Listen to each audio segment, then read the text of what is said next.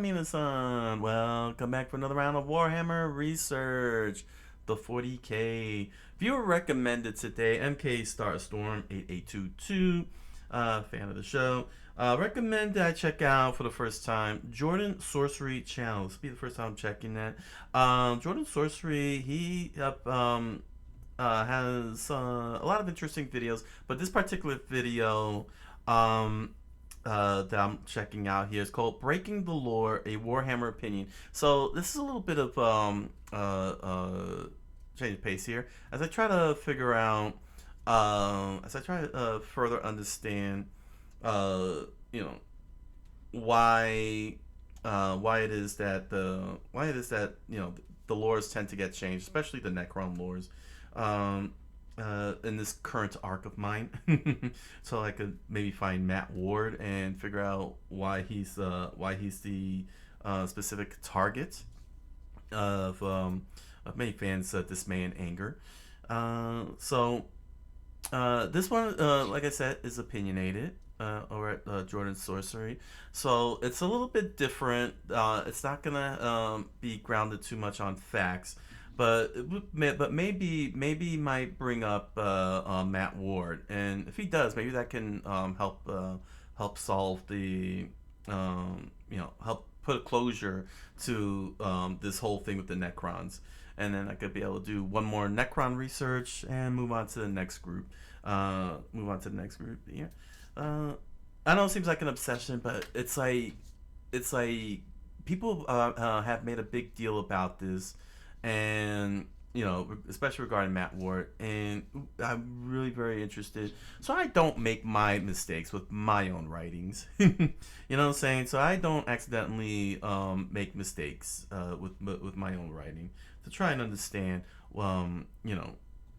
how to be very careful with writing. It's sometimes you want to find those cautionary tales. It's very important as a writer to learn the cautionary tales. It's so easy. It's so easy to receive, to do research on things that are good. But if you want to be a really good writer, you've got to learn the bad. Because if you don't learn, what things were done wrong, you can make the same mistakes too. And knowledge is extraordinarily important, especially if you want to succeed as a writer.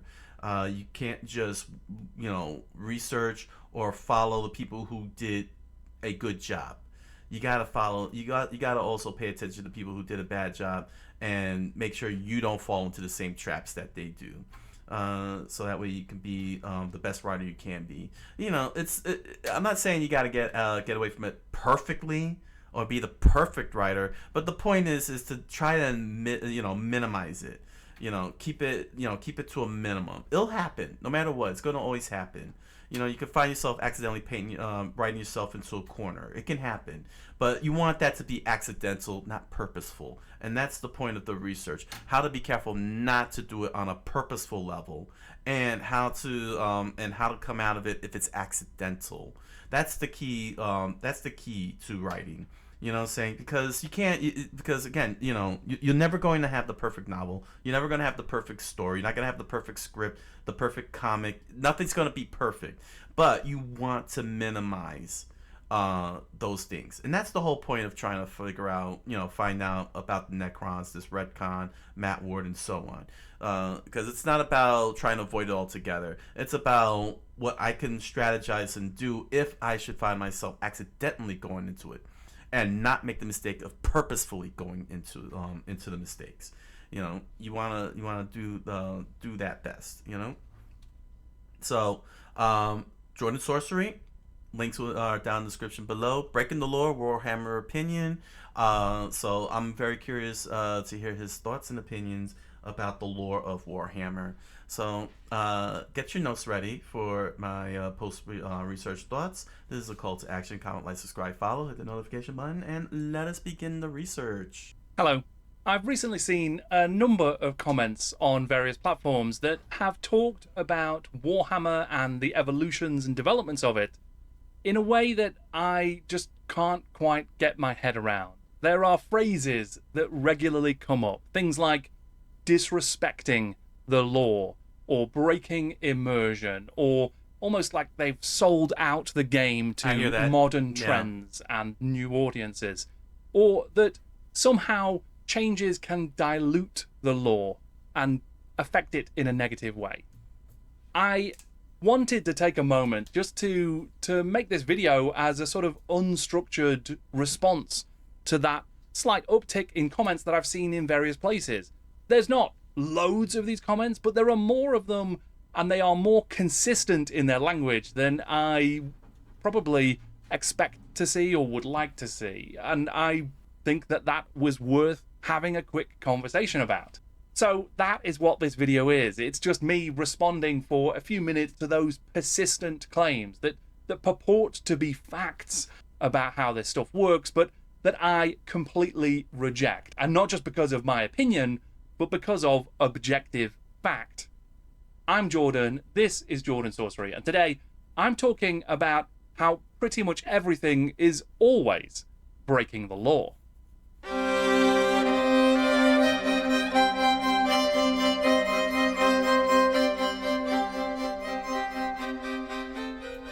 I'm sorry about that. That was loud. If you have never watched my channel, I'm Jordan Sorcery. I like to think of myself as a Warhammer historian and content creator. I make videos about the origins and evolutions of Warhammer and other Games Workshop games. Okay. How those things were first created, the influences and inspirations that informed them, and then how they have changed over time.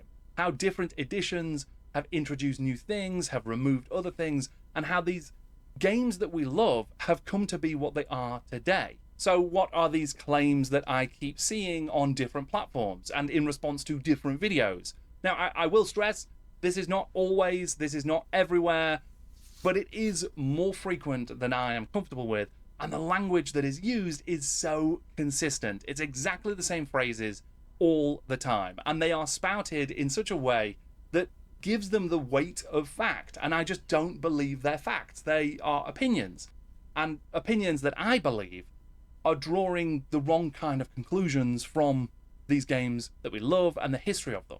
So what are they?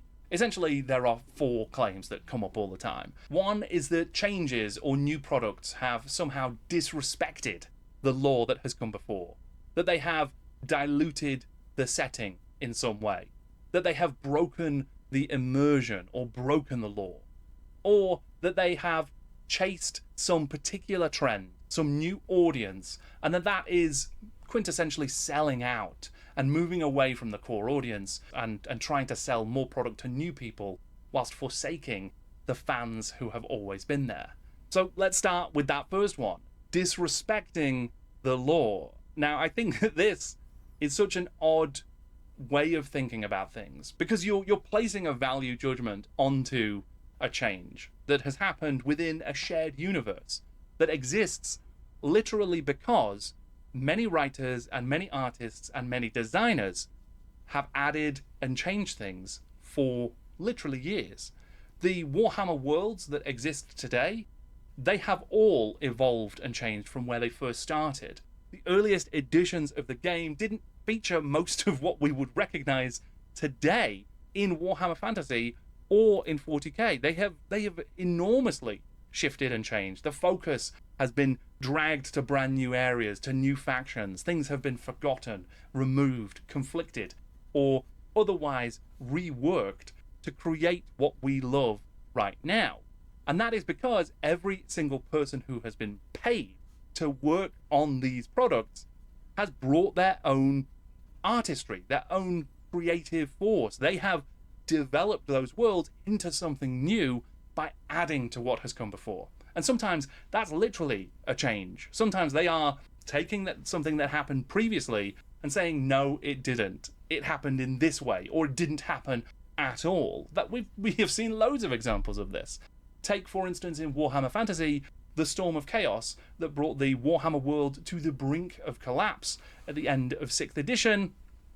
By 8th edition, completely removed. And then the same story, more or less, was retold anew with the end times, and the Warhammer world did end as a result of that event. That is an example of canon changes, completely different canon, completely different stories, parallel worlds. Let me listen to that one more time. And when you go back further, you can see this again and again and again on a huge scale or on a smaller scale. Let me listen to that. Let me listen to that one more time. The Warhammer World less was retold at the end of 6th edition. By 8th edition, completely removed at all. And saying no, it didn't. It happened in this way, or it didn't happen at all. That we have seen loads of examples of this. Take, for instance, in Warhammer Fantasy, the Storm of Chaos that brought the Warhammer world to the brink of collapse at the end of 6th edition.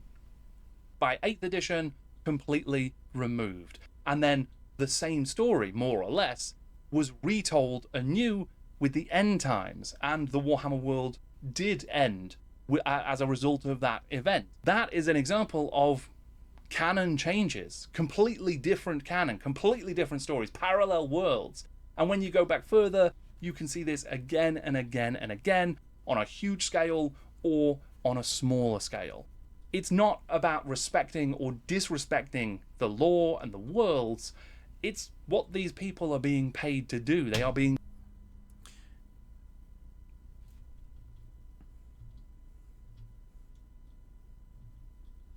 completely different canon, completely different stories, parallel worlds. And when you go back further, you can see this again and again and again on a huge scale or on a smaller scale.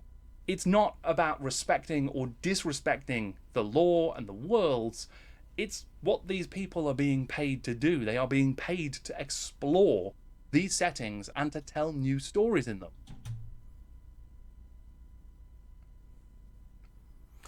From a creator standpoint, yes, it is their job to explore new worlds. It is about exploring new worlds, new ideas, new concepts, and such. But I don't look at it that way as a writer. I look at it as, did I make the time my readers spent worth the effort and worth the trouble? You see, I have to see. He's trying to defend the writers, and you know, and as a writer, I appreciate that and everything. But it is a writer's. It is very important for the writer. You know, whether it's your whether you are the original creator or you are the one who has the baton to continue it, to not waste your audience's time. Your audience, who will be your fans, are dedicating a piece of time in their life. Time in their life they could have spent at other things, maybe even more important things, you know, that might have been more vital, but they were willing to set it aside so they could, you know, reset themselves, reset their mentality, you know, to calm down, to, you know, to clear their thoughts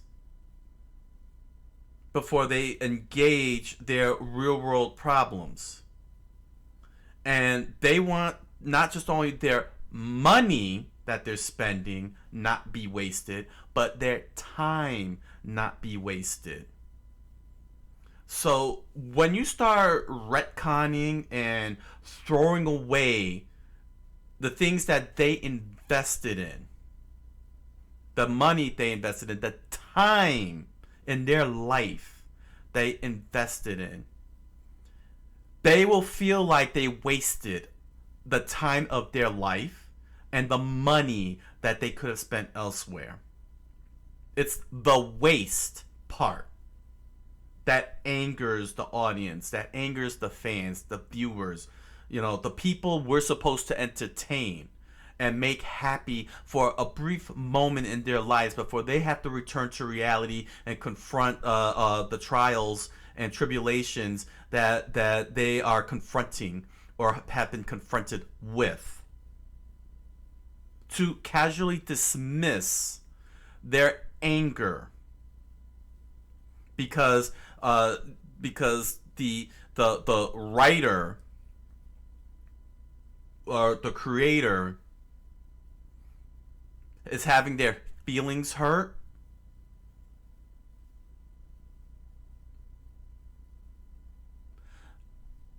I'm trying to find a light way to say it. I don't think I have really any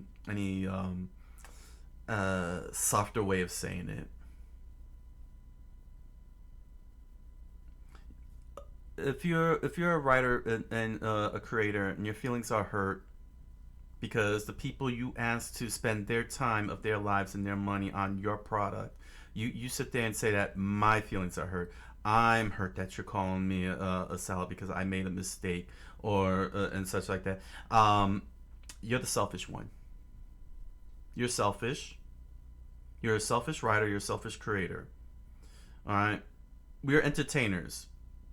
We are the McDonald's. We are the Targets. We are the BJ's. We are the most burgers in Japan. We are product makers. They are our customers. We treat our customers right. We treat our customers with respect. Okay? We have to be able to communicate and explain to them what the changes are and why the changes are happening and such. And we got to make sure that when we write, even if we receive the baton of another person's work to carry on, we have to make sure we could communicate very clearly and clarify very, very clearly.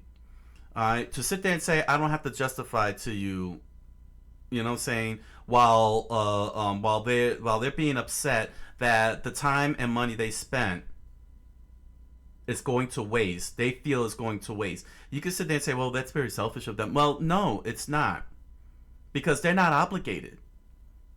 Viewers, readers, fans are not obligated to us, all right, and we are not entitled to them. They're just looking for an escape. They're looking for a brief moment of joy in what could be a very terrible part of their lives. They could be in their most down, or something that they want to share with their children and connect with their children. Their kids, their sons, their daughters, to connect with, to strengthen their bonds. And we're telling them all of that is nothing because our retcon or our way of storytelling is trumps all of what you are spending on us.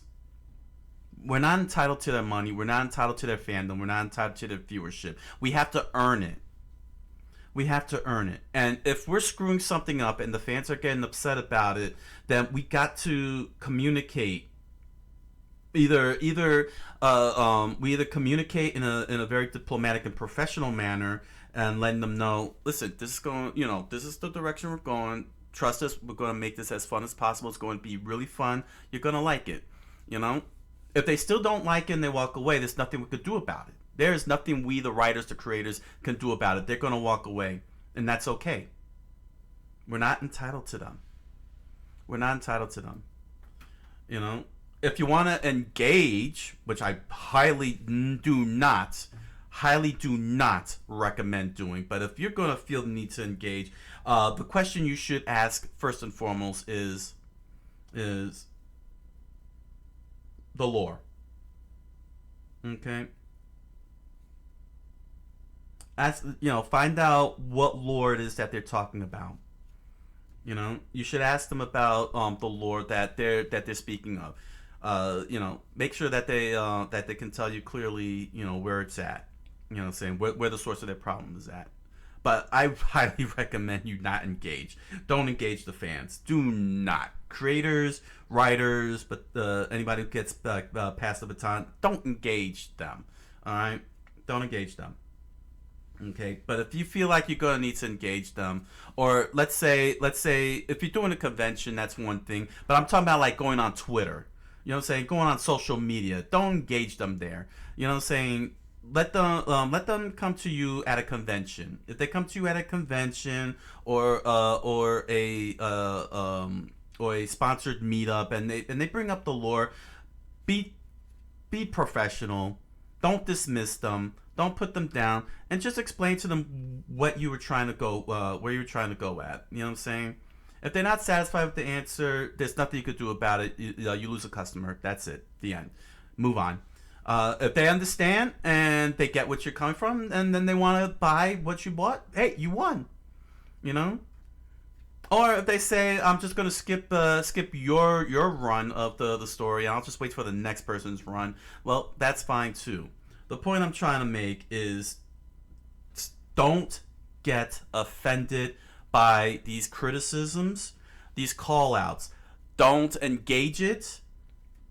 Don't bother with it. Alright?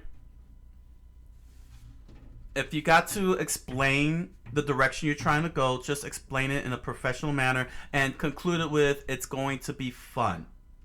Alright? You're going to enjoy it. And then let them look at it, let them decide.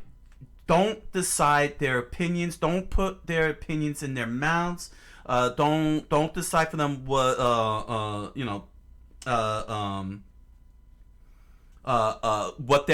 how they should feel entertained or how they should be entertained. You know what I'm saying? Let them discover it for themselves. If they don't like it, there's nothing you could do about it. I can't really agree with the sentiment he's carrying so far, because he's calling out the fans. He's calling out the fans for feeling like their time and money is being wasted, because that's the thing that people forget. People keep forgetting this factor. All right, the fans, the viewers, the readers, they're all spending money. All right, they're spending money, and then they're spending time. Okay, and you don't want to waste their time, most especially because time is precious. Time is something you don't get back. Money you could get back. You could get back money. You know what I'm saying? You could always work back your money. The money you spend, you could always work it back with the next paycheck. But time is gone forever. Right now, 5 seconds just passed by. I'm not going to get those 5 seconds back. Neither are the fans. Neither are your viewers. Don't make them feel like their time has been thrown out into the gutter, just because you, the writer or the creator, believe that you got some form of entitlement with for creating your work. We are not entitled to fans. We're not entitled to viewers. We earned them. We have to earn them. Okay, we gotta earn our fans. We gotta earn our viewers. You know. If they don't like it, we got to learn. We got to figure out and troubleshoot what it is that they don't like. If it's something that's benign and innocuous, then there's nothing we could do about it. If we believe that the direction we're going if the direction that we're going is a good direction, I mean, at the end of the day, you, the writer, do have the final say. You have the final say with your creation. You don't have the final say on your viewer and fans' time and money. You don't have the final say on that. We're not entitled to those things. Yeah,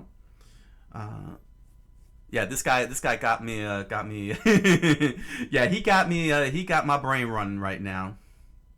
And sometimes, to make space for those new stories or new factions or new units, they change things, and that isn't a bad thing. That is the natural progression of these worlds. That's how they grow, how they evolve, and how they stay relevant to new audiences and to old audiences, rather than just being static and just maintaining the status quo in a way that stops being interesting, that stops being fun, that stops telling new stories. And I think that this is where you can bring in that second claim, that changes are diluting the setting. Because in order to create this sort of false claim that there is a setting that can be diluted, that can be changed, chemically changed by the addition of new pieces of lore and products and stories, that is based on a falsehood. That suggests that there is a definitive version of the setting in the first place that can be diluted. But that's just not the case. It really has never been the case. With every single edition, with every single release, with every issue of White Dwarf, with everything that Games Workshop have ever released, the worlds have changed. The only definitive version of any Games Workshop universe is the one immediately after the latest product was launched. And that's because every single product, by necessity, changes the universe in some way. Sometimes that's enormous. It's the creation of a brand new faction. Sometimes it's extremely small. It might just be a new character who didn't previously exist in the universe, now has a miniature, now it has a book and exists. It might literally be a pose that didn't previously exist. We've never seen a Space Marine in that pose before. Well, that's a new addition to the universe. And yes, that might sound ridiculous, but factually, it's the case. It's something that wasn't there before and is there now. So to say that things are diluted by adding new stuff, well, that's just not the case, because the entire universe has only gotten stronger, has only strengthened over time. Because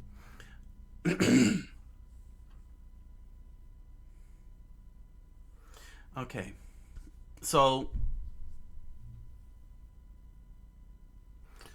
there's nothing wrong with adding it, but I know why. But I can understand where dilution could come from, and it goes back to, once again, me asking me saying that if they were to engage us at a convention, Q&A session or meetup or something like that, and they ask why was it diluted, the question should be, what part of the lore do you believe is diluted? That should be the question to prop on them, and let your fans explain where it's at. Adding to an existing storyline is not wrong. It's when you disrupt the base core lore and the base core rules that laid the foundations of what is the story that the people are going to follow. I'm going to give the perfect example. Miles Morales, the Ultimate Spider-Man. Okay? There were people who were not happy that he was going to take over the mantle of Spider-Man. But he had a very, very big following. And the reason why he had a big following was very simple. One, Peter Parker was still Spider-Man.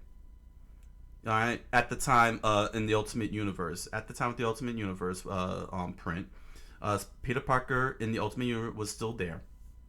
And all the base foundations of Spider-Man was still there. Not just Peter Parker Spider-Man, but the mantle of Spider-Man. What it means to be Spider-Man.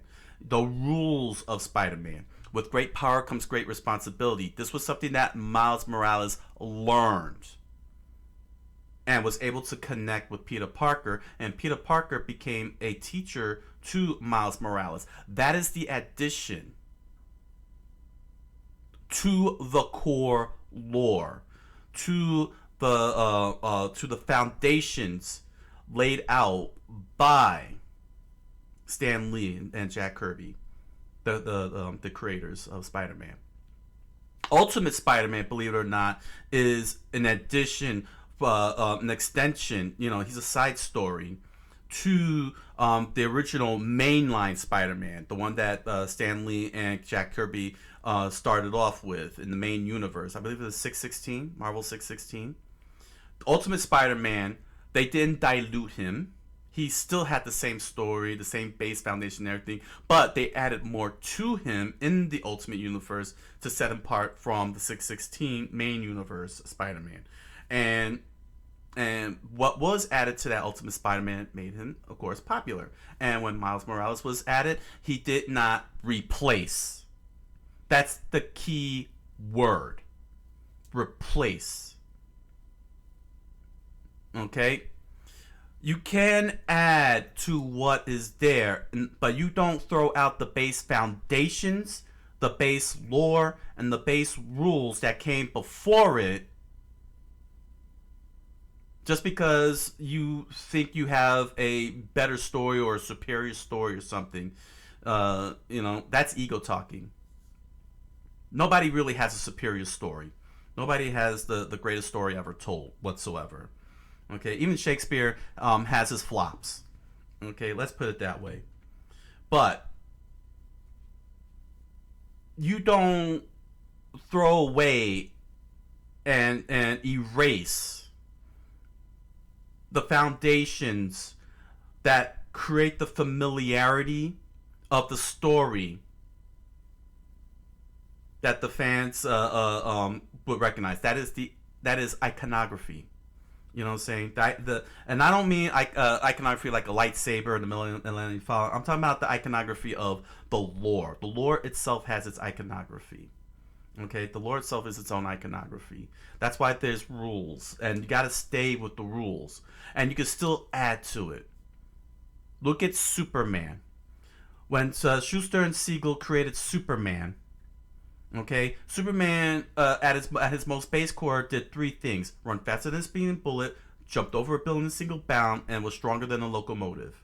Okay, those were his three baselines, and over the years, they just kept adding more and more powers, but they never took away those three things. And the other important thing they didn't take away and replace completely is growing up in a farm. Every single iteration of Superman always had him in the arms of two parents and a farm.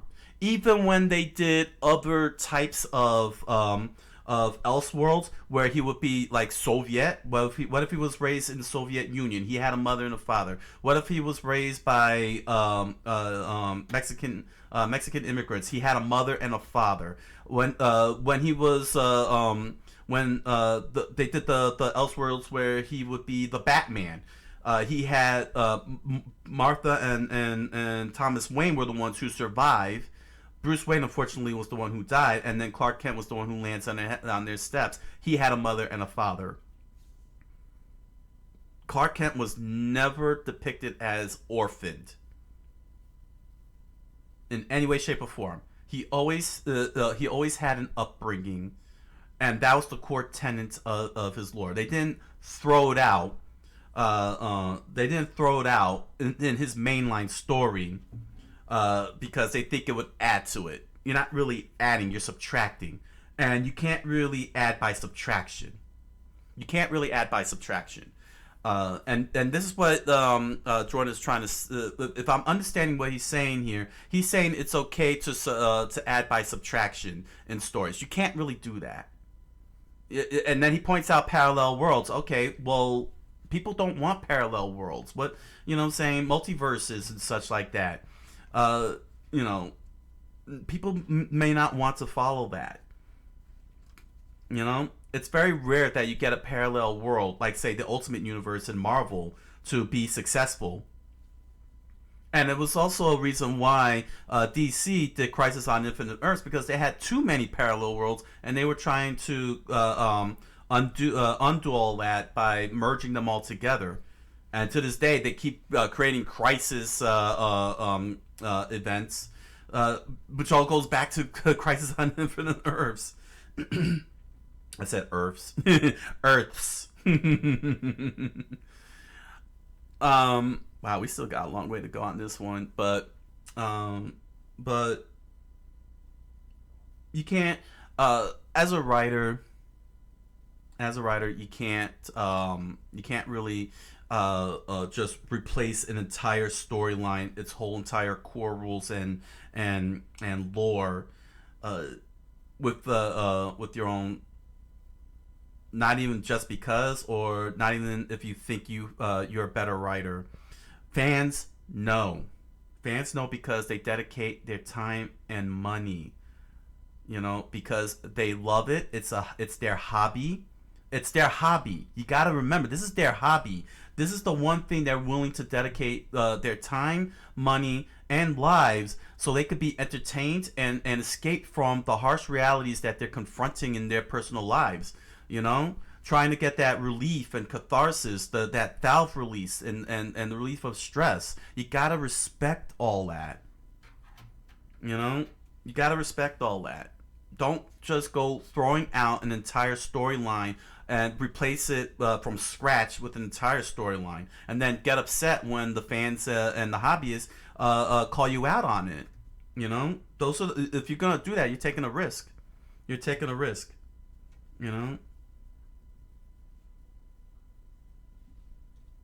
Of all of those additions, everything that's added, everything that's put into the mix by those people who are paid to work on creating these worlds, it is all just extra elements of the universes that just together combine, they mix together, they create the thing that we love.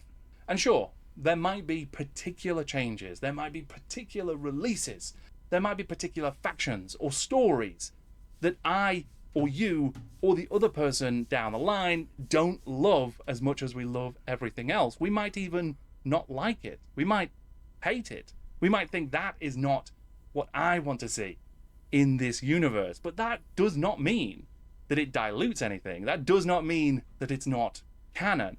That does not mean that it's not important to somebody else. It just means that our preferences are not the only ones that are being catered to in this particular moment. Ultimately, I think that that's probably something we all ought to be comfortable with. We're not going to enjoy every single aspect of every single thing in an IP, in a franchise, in a story that we might love. And that's okay. We don't have to. We get to choose what we enjoy. We get to choose how we spend our time and where we want to invest our energy. And with a shared universe of this kind of scale, you get to choose which elements are most important to you. You get to build your own headcanon. You get to say, you know what? I'm not interested in that particular turn of events. I'm not going to focus on it. I don't want it to be part of my particular view or version of that world. Sure, officially, it might be the case. But when I'm playing, it might not be. But that doesn't mean they don't have a right to an opinion. You're saying all of this, and I'm hoping I'm misreading between the lines. Everyone is entitled to their opinion. If they want to express their opinion, they have the right to their opinion. You don't get to erase that opinion just because you could go to another product within the franchise line. I'll give you a good example. Shadows of the Empire. Okay? Star Wars, Shadows of the Empire. It took established characters. Luke, Leia, Han. It's about trying to rescue Han. You have Luke, you have Leia, Darth Vader. Shadows of the Empire. I'm going to give an example. Okay? I'm going to give an example here. Alright? It has Luke, it has Leia, Chewbacca, lots of and Darth Vader, and they added in two characters, Dash Rendar and Caesar, and the whole and for the most part, this is between Empire and Return. Han is already Case and Carbonite. We're following Dash Rendar, and we see him interacting with the core characters. None of the characters had any changes done to them in terms of their base design. Luke, Leia, Darth Vader, Chewbacca, they're all acting the same way. Okay, they're just interacting with Dash Rendar, who we follow as the main character, and Caesar, who's the main villain. He doesn't change Darth Vader in any way, and people don't have to read Shadows of the Empire. That's true. That's true. But people did do so, and they enjoyed it. It's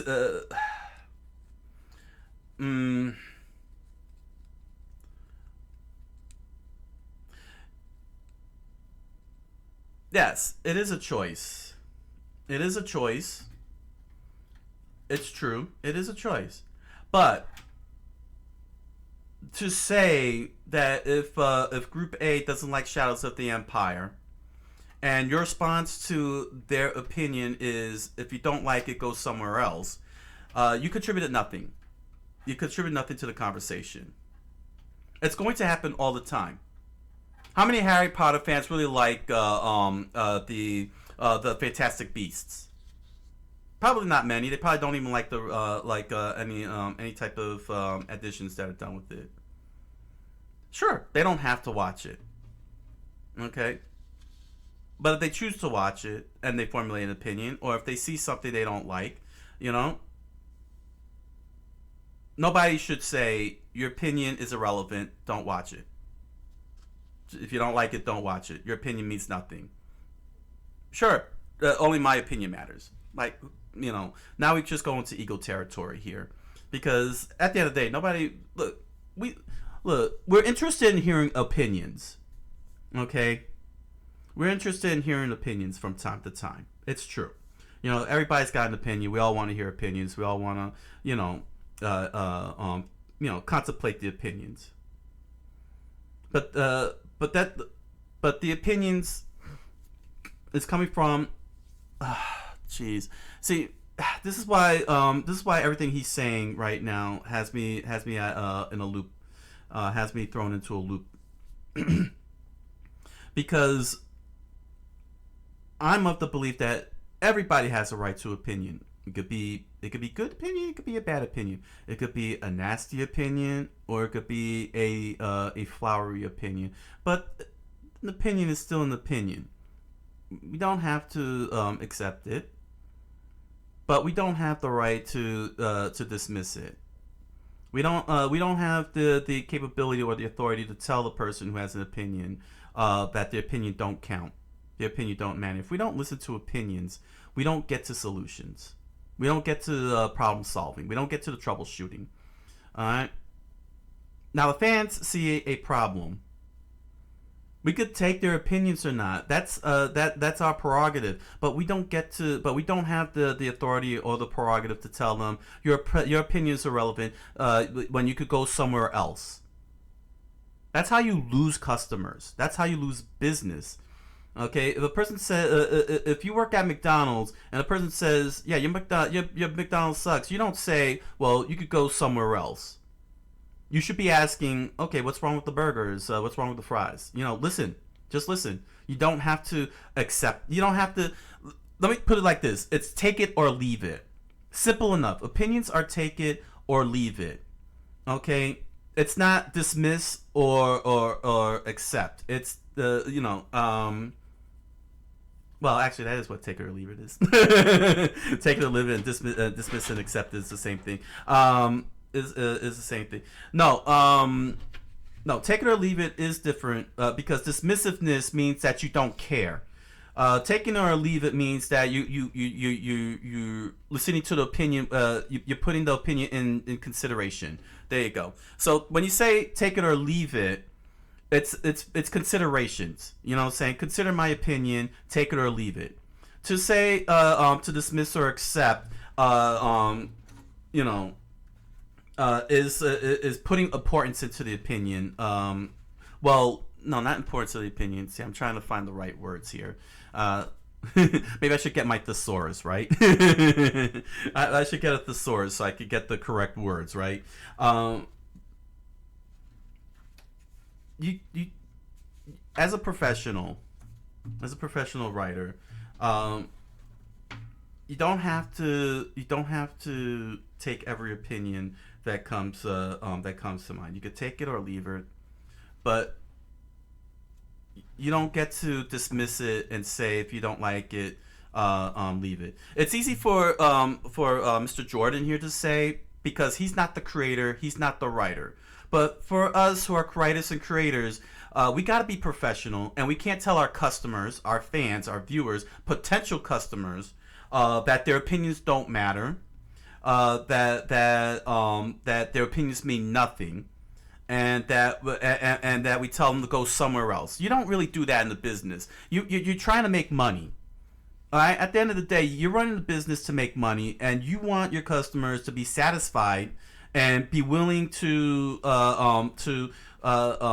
give their money for your products, you know, to spend their money for your products, and that's your goal. That is our goal as creators.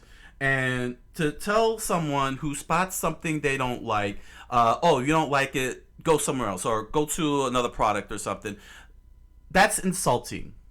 coming from a professional. It's easy for Mr. Jordan to say because he's not the creator. He's not creating. He's not a writer. He's not writing Warhammer is what I'm saying. He's not writing Warhammer. He's not creating Warhammer. He's not adding characters or anything. So it's easy for him to say that. But from our position, we can't say that. We can't tell our customers, go somewhere else. We want them to stay here.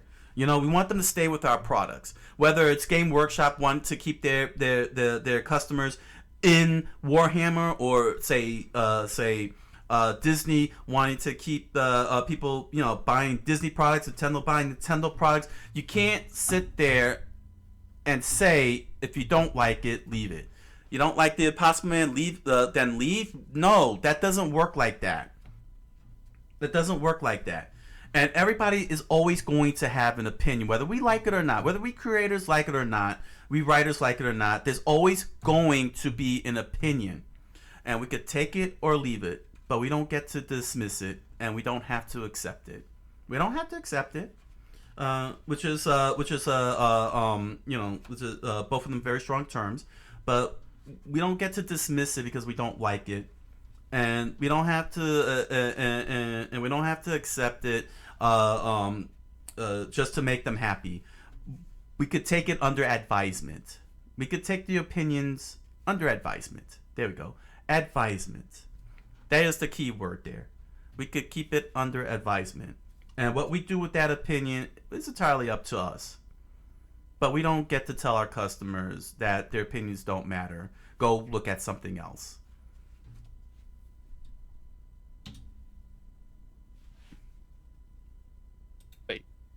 For example, when it comes to Chaos Space Marines, I love the idea that they are few and far between, and that every single one of them has existed since the Horus Heresy. They're 10,000 years old, and they are legendary warriors. They are terrifying to behold and to face. The current law is that there can be many new Chaos Warriors, and they can be created and added to. I prefer it my way, and whilst, if I read a story that happens to be about the modern version, I will have to deal with that. For the most part, it ultimately doesn't matter if I have a different version of that in my head when I'm playing against or with Chaos Space Marines. So what about this idea that something can break the law or ruin the immersion? Well, when it comes to immersion, that's obviously quite a personal thing. That's tough to be factual about, because someone's level of immersion and what they get immersed in and how, that's going to be very, very personal to each individual and how they engage with the material. But I tend to see this coupled with ideas like Warhammer Fantasy was inspired by real historical regions and real Earth history. And sure, that absolutely is the case.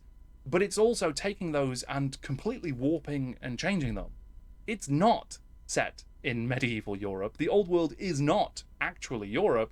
Sure, lots of elements of it were inspired by medieval Europe and other periods of European history, but they have been completely changed. That inspiration, which is just as valid as the inspiration taken from Tolkien or Michael Moorcock or anyone else, has been built on and adapted and changed to suit Warhammer's world. It has been created in such a way and written in such a way that it serves the stories that Games Workshop and its writers and its designers and its artists that they want to tell in the Warhammer world. So let me listen to that one more time. Let me listen to that whole sequence one more time. Let me just make sure I heard that very clearly and understood this clearly. So what about this idea that something can break the law or ruin the immersion? Well, when it comes to immersion, that's obviously quite a personal thing. That's tough to be factual about, because someone's level of immersion and what they get immersed in and how, that's going to be very, very personal to each individual and how they engage with the material. But I tend to see this coupled with ideas like Warhammer Fantasy was inspired by real historical regions and real Earth history. And sure, that absolutely is the case. But it's also taking those and completely warping and changing them. It's not set in medieval Europe. The old world is not actually Europe. Sure, lots of elements of it were inspired by medieval Europe and other periods of European history, but they have been completely changed. That inspiration, which is just as valid as the inspiration taken from Tolkien or Michael Moorcock or anyone else, has been built on and adapted and changed to suit Warhammer's world.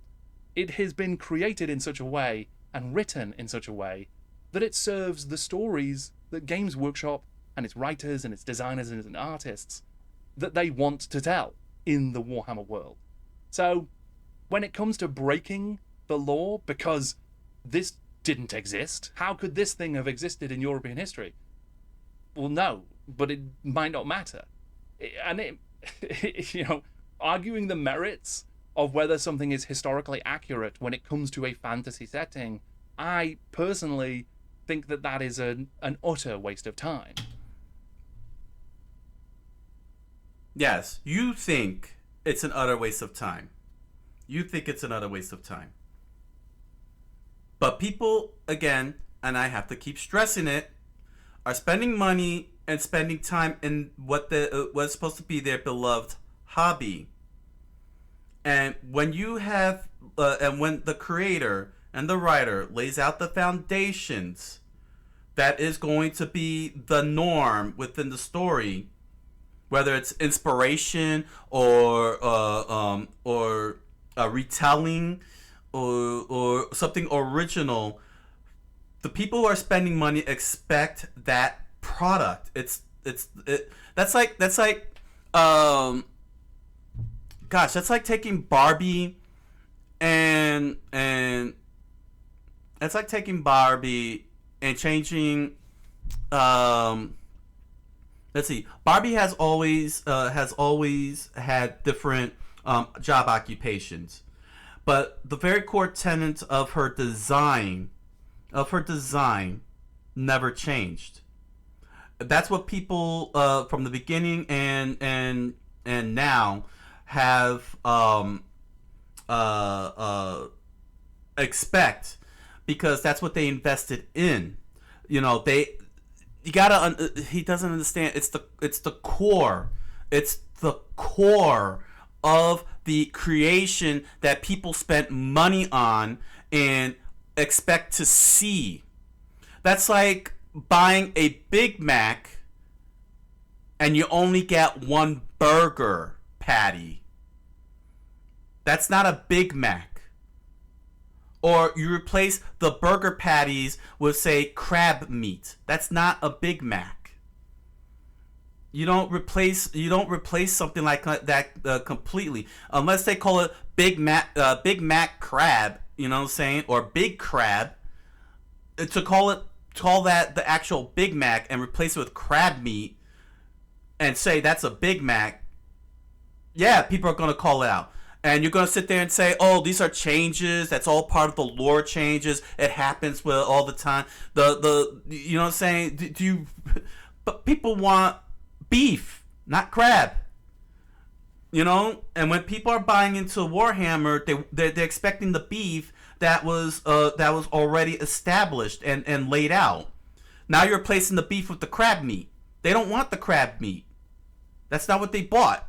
That's not what they're investing their time into. Instead of taking the patty and with the onions and the pickles that they added onto that patty, instead of adding something new to it, like say a chili powder, and say, hey, you know, we added chili powder. You want to try the chili powder? And that chili powder happens to be a new faction, okay? But all the core tenets of the Warhammer is still there. They're gonna give that new faction a chance. They're gonna give that new chili powder a shot, and then they'll decide if they like the chili powder or not. And if they don't, well, you know, they'll just say hold the chili, and just stick to the patty. You know, like you say, hold the tomato, hold the lettuce, hold the onion. You know what I'm saying? You're not losing the burger. You're not losing the Big Mac. You're just getting you just don't want the onions because you're not an onion man. You know what I'm saying? That's the way it should be. That's the way it should be. You should add. And if they don't like that addition, it's okay. You know, they'll just say, hold the chili.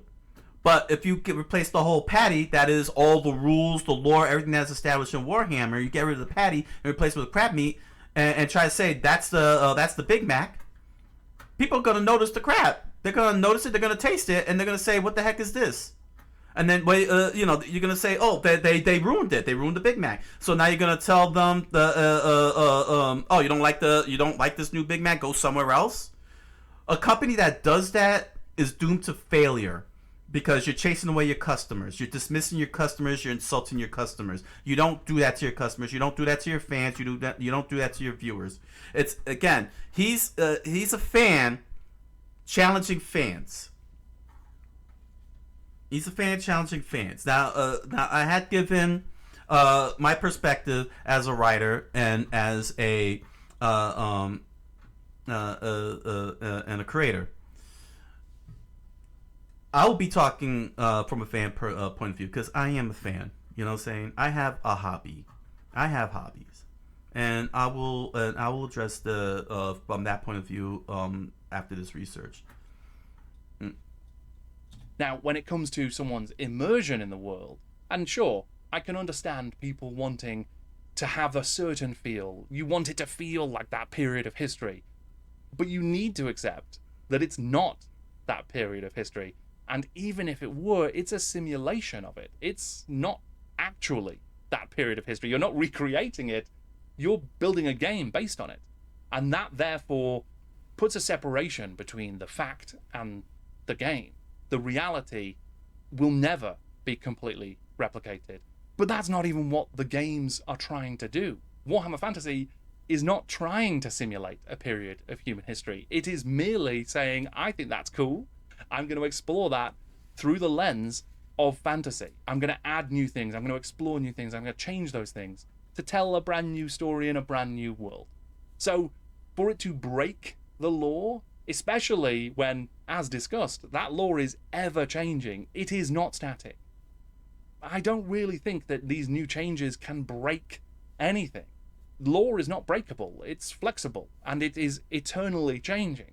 And that leads to this final point, that Games Workshop are pursuing new audiences, that they are almost selling out older fans in favor of new buyers.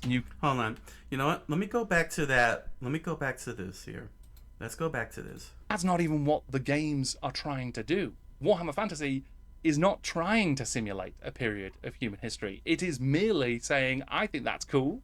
I'm going to explore that through the lens of fantasy. I'm going to add new things. I'm going to explore new things. I'm going to change those things to tell a brand new story in a brand new world. So for it to break the law, especially when, as discussed, that law is ever changing, it is not static. I don't really think that these new changes can break anything. New changes are capable of breaking. Maybe not this broke Warhammer lore, but it is possible to break law. To break lore. Lore can be broken if it's not handled properly. This is absolutely wrong. It is absolutely wrong. Because we have these things called plot holes. Okay? One of the worst things that could ever happen in storytelling and writing is plot holes. Another one is the fridge moments where you have the viewer or the reader or the fan, suddenly sit there moments later after having finished watching the whole thing saying, wait a second, if he could have done this, done X, why didn't he do X? Why did he do Y? You don't want your viewers get caught up in that. You don't want your readers or your fans get caught up in that. You don't want them to spot a plot hole and suddenly they're questioning it. It is our mission as creators, as writers, to not break the story and make the readers question. Readers should not find themselves questioning a lot. Now, you'll probably sit there and say, well, then wouldn't that be perfect? No, you're missing the point here. You want to minimize it. You want to make it so that it can be easily dismissed. Perfect example, Back to the Future. Back to the Future. How many times has people said, why doesn't Marty's parents recognize Marty? Isn't that a plot hole? That question gets asked a lot. Another question most people, I'm sure people have asked is, why hasn't Marty's memories changed when he returned to the future? When he returned back to 1985? Those are very valid questions. They're actually plot hole questions. But here's the thing. People don't really get hung up on it because the dang story was that dang good. People came off entertained. They acknowledge it, but they don't get hung up on it because it didn't break the story. It didn't break the story. When you could be able to do something like that, you're fine. You're good. But when the break is very obvious and it does wreck everything that will be moving into the future, and again, it's called writing yourself into a corner. That's when you broke the stories, when you write yourself into a corner. It happens. What are you talking about, Jordan? It happens. It can happen. Even the best of us, Stephen King, it has happened to. Okay? And he's supposed to be the best damn horror writer out there. It happens to the best of us. It can happen. And the viewers, the fans, the customers will notice it and they will call it out. Because they don't want their time wasted with a bad product. See, in their eyes, that's a bad product. They don't want their time and money wasted on bad product. And it is our job as writers and creators to not make bad products. They're not, our fans, our viewers, our audience, they're not asking us to be perfect. They want us to deliver the best possible. And the best possible they're looking for is not questioning. Or if there is a question, it doesn't get harped on. It doesn't linger over their heads. Because the rest was entertaining. Okay? I'll give you another good example. Jurassic Park, the first one, the dinosaur pen. Remember we saw the Tyrannosaurus Rex standing perfectly level right here? Okay? Here he is. Here he is. Here, you see? This is where he is. You know? Even. The cars over here. They're all at the level, same level. And he manages to walk out. Then what happens moments later when he starts attacking and pushing the car? All of a sudden, there's a cliff.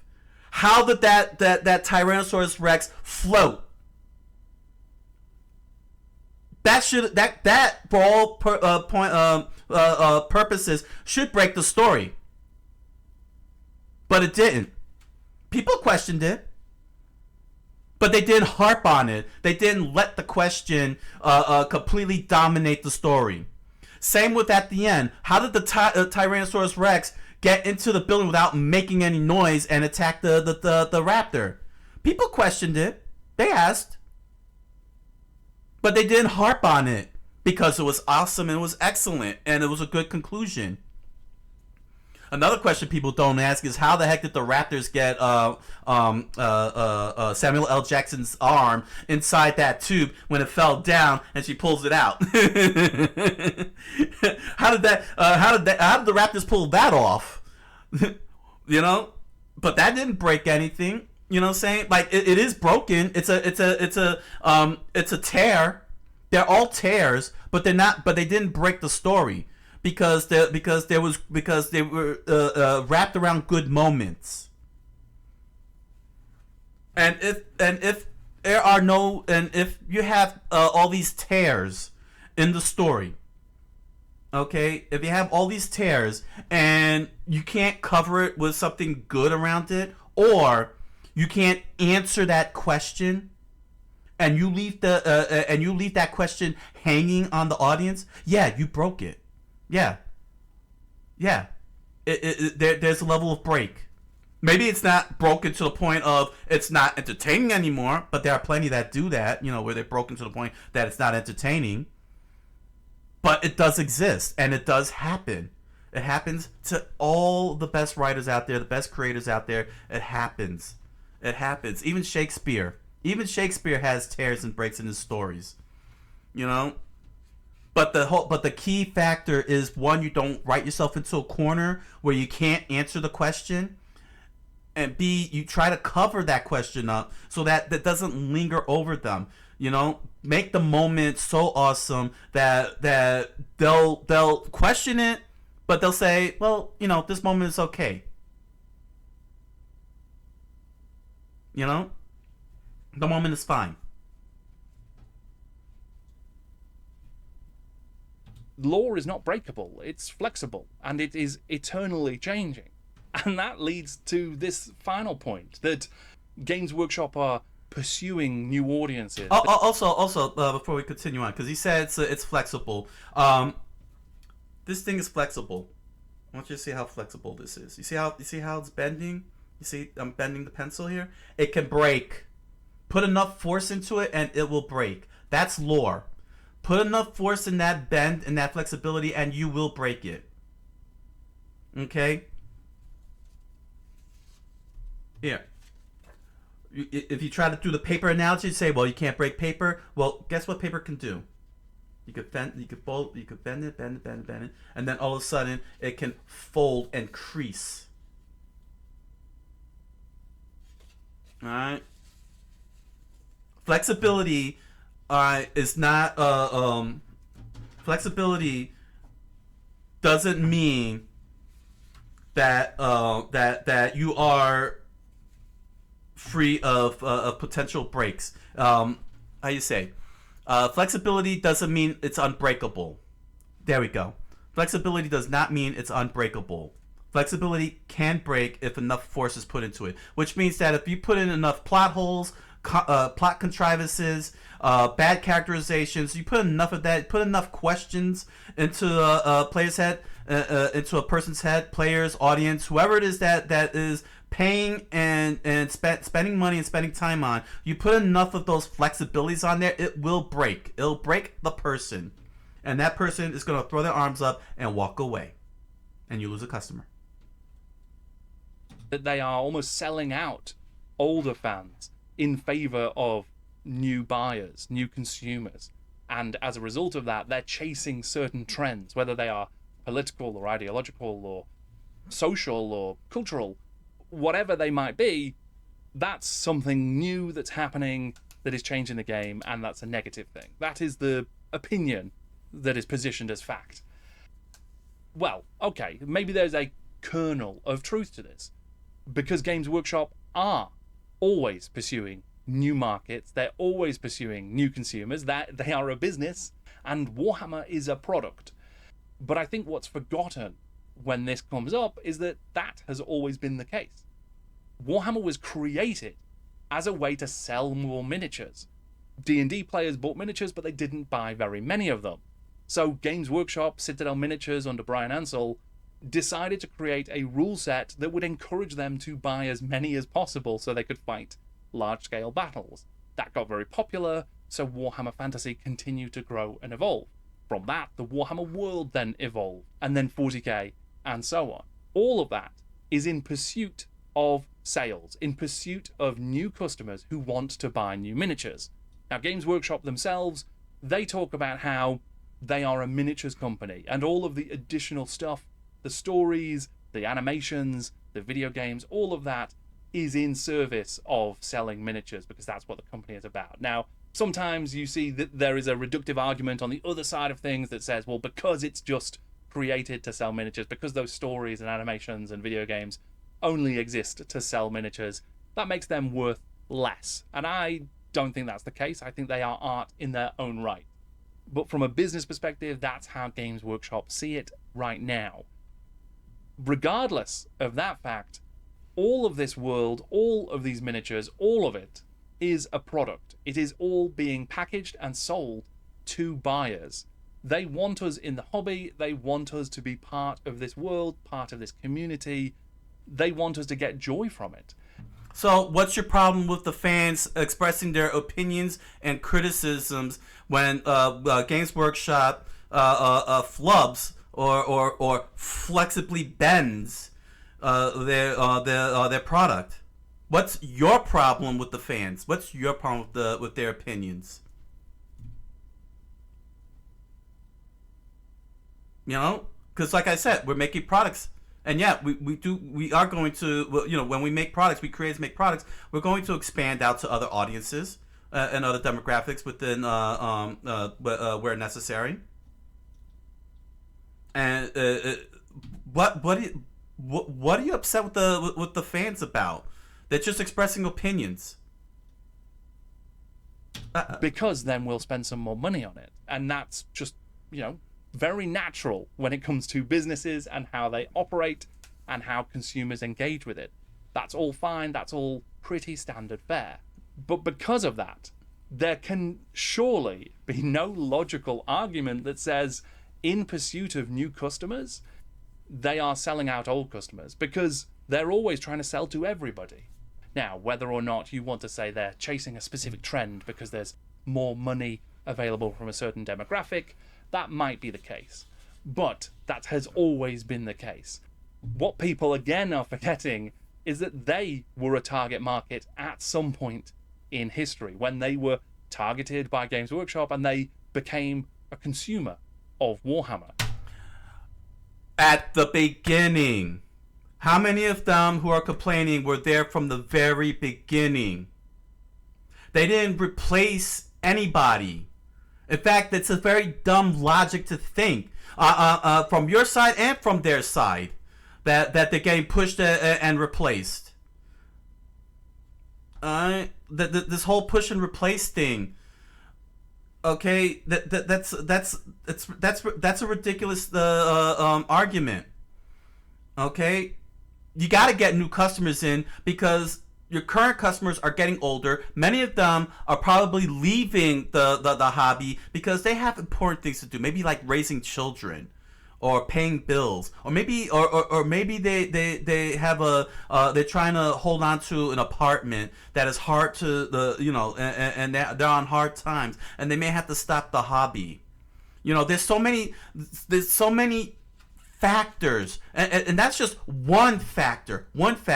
Every individual human being that is buying this product has their own unique story in their own personal lives that is not identical to another fan or hobbyist of the same product.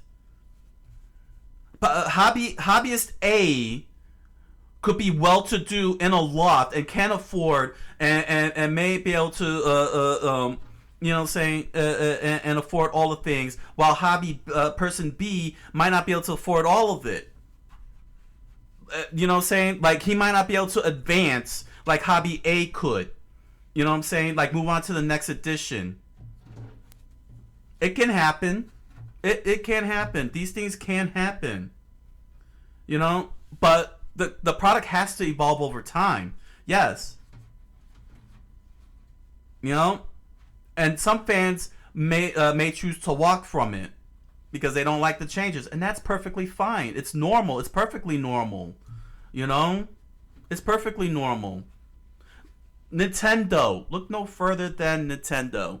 Okay? Look no further than Nintendo. Nintendo chose to stay on proprietary cartridges for the Nintendo 64. Fans did not like it because it paid a lot of money, and their business partners didn't like it because it cost them a lot of money to be able to manufacture and produce. What did they all do? They left. They criticized Nintendo. They bashed Nintendo. All the things that come with it, and they walked away. Does that mean that the fans are wrong? Does that mean that the fans are absolutely wrong? They're the ones paying the money. Games Workshop, from what I had been told in my comment session, in my comments throughout this research, they could go as low as $50. That's a lot of money. That's a lot of money for these products, these Warhammer products, compared to, say, BattleTech, which is like $30. But that's still money too. The point is that people are paying that kind of money for this product, and that's just to get the models. That's not even getting like the paint and codexes and other stuff, which adds. That's a lot of money. You got to give them their money's worth. And it is their job to and again, it's the company's job to make money, and that's all they're really doing. All the fans are doing is just calling a spade a spade. If they don't like what they see, they'll say that I don't like what they see. That doesn't automatically mean that their opinions and such gets casually dismissed as some kind of entitled rabble rousing. They're spending $50, minimum. $50 that they could spend on public transportation bills. Now you probably sit there and say, well, why are they spending that money? Maybe that's because maybe that's because they want something to escape with. You know? They want to get away from the reality. They might have had earned plenty of enough money to buy a $50 product and wanna have some joy in their hearts instead of having to go to a store and buy a pet rock.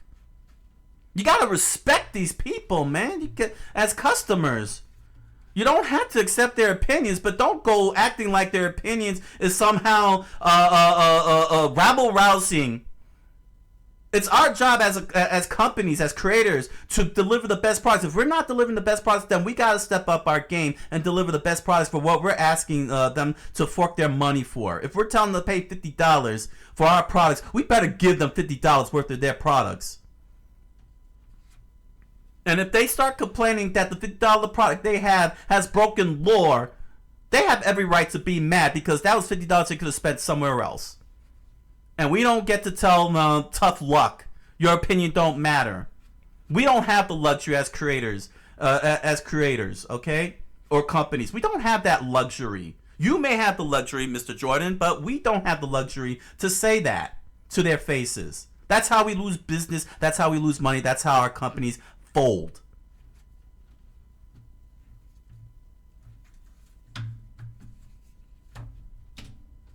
They may no longer be the core target market.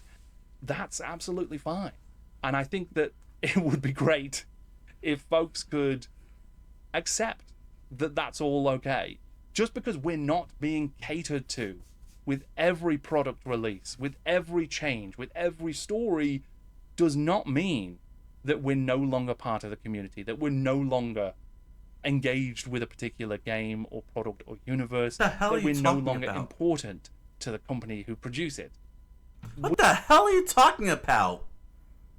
Nobody thinks like that. Nobody feels like that. No, nobody thinks like that. What the hell are you getting that from? The problem is that people are spending money, and Games Workshop is charging a minimum of $50. You know, or whatever the equivalent of $50 American is in their respective countries. People are spending a lot of money on it because they want to have a little luxury in their lives. If they're not well-to-do or anything, they want just that one little piece of luxury to put in the middle of whatever struggles they're going through. And they have every right to their opinion if they don't like the product that they're seeing.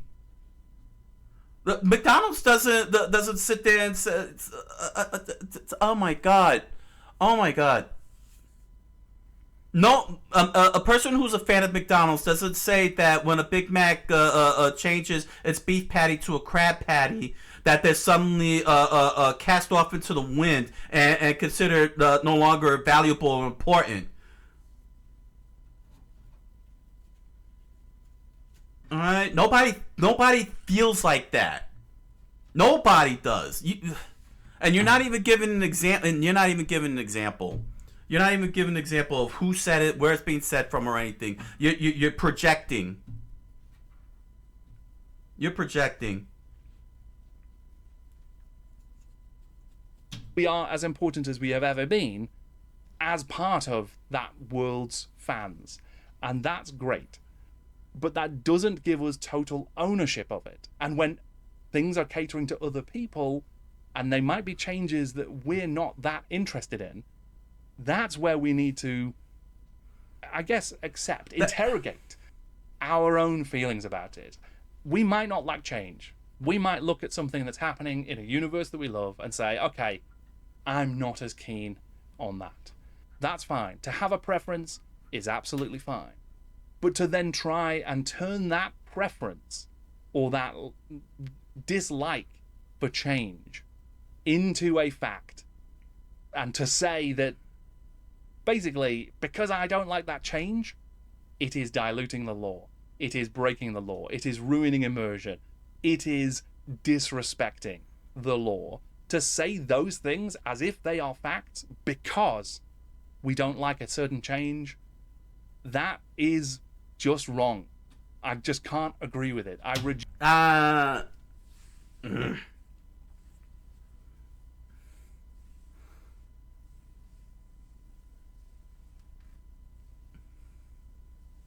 He's gotta.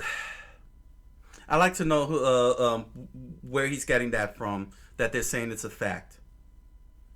Because yes, I do agree to that extent that if people are using their opinions to treat it as fact, yes, you know, you can't conflate your opinions as fact. You know, opinion and facts are two completely different things. You know, you know what I'm saying?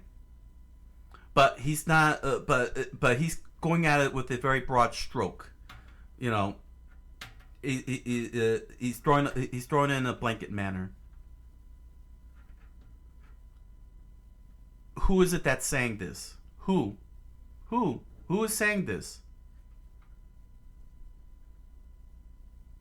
Now I have a better question. I'm going to save that, and I'm going to save that for when I give my fan point of view as a fan, when I speak as a fan. Reject it. It's fine to have the opinion that you don't like a certain change. That exactly, that's what I'm saying. To embrace it. That you don't want it to be part of your version of a given world. You can see you're doing that again. That you see, you're doing that again. You're projecting that people want their version. People are not saying they want their version. Nobody is saying that. All right, people are saying that there are holes and cracks in the storyline because of the changes, and it's noticeable. And it's up to the lore masters, the writers, to plug the holes up. That is that is the duty of the writer. That is a writer's job. If you create a plot hole, you fix the plot hole. You plug it up. If there's cracks in the story and people are still questioning it and getting hung up on it, then answer it. That's the issue. This is not about their version. What are you talking about? Nobody says it's my version. This is my version of the story. Nobody talks like it. No fan, no customer speaks like that. They don't go up to the creator and say, what did you do to my version? They sit there and say, why is there a plot hole? Why are there cracks in here? Why did this character do XYZ when they could have done ABC at the start of the thing? Those are the questions they ask. That's not saying it's my version. What are you talking about? Back and play a previous edition. You can team up with your friends and play the game however you want with any interpretation of the worlds that you want. But you can't argue that there are factual things like disrespecting the law and breaking the law and ruining immersion and diluting the setting, because they're not facts. And that is what I think we all need to accept. We ought to... Breaking the lore, plot holes, those are all facts. And that's the mistake of the writer. That's the failure of the writer, and the writer's got to fix it. The writer has to fix it. If the writer doesn't fix it, the product is going to be broken. You don't break the product. You never break your product. And that includes the lore, because the lore is very goes hand in hand with the product. Because people are spending money and spending their precious time they can't get back. Be having these conversations in a civil way that is just whether or not we like a certain thing. We ought to be approaching it the same way one might approach reviewing movies or comic books and saying, I like this one, but I didn't like this one. I enjoyed this development, but I didn't enjoy that. This character is my favorite. This character's not. All of that's totally fine. It is a personal opinion. And when positioned as a personal opinion and discussed as a personal opinion and a preference, we can have fantastic conversations. We can have a lot of fun about why something is cool or not.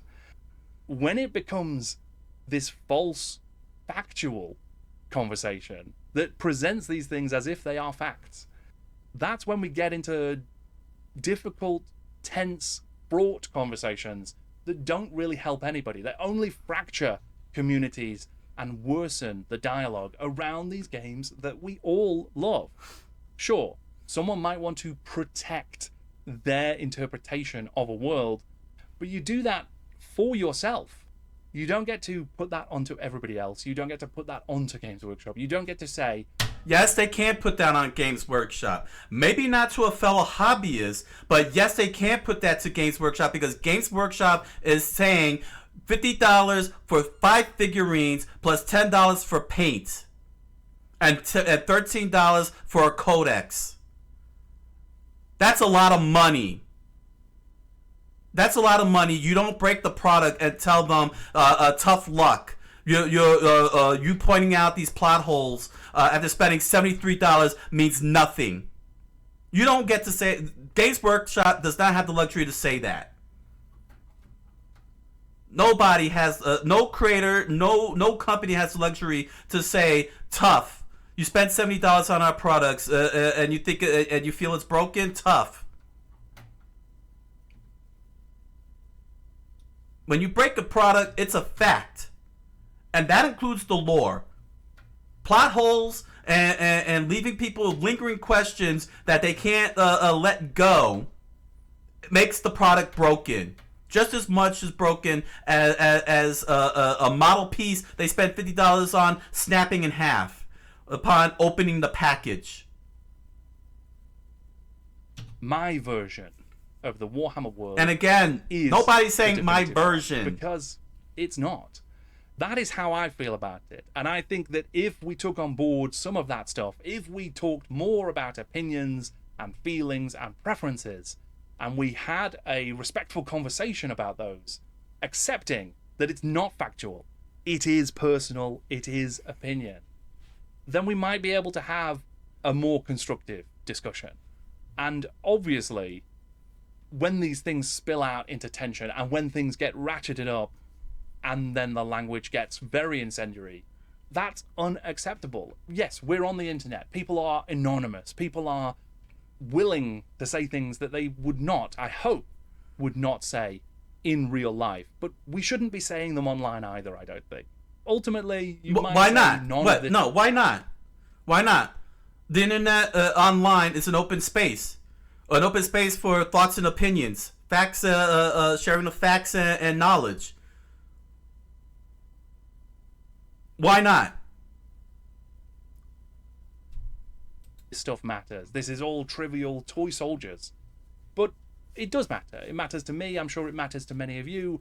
We love this stuff. It has informed us. It has helped to build us. It has made us who we are. So it does matter.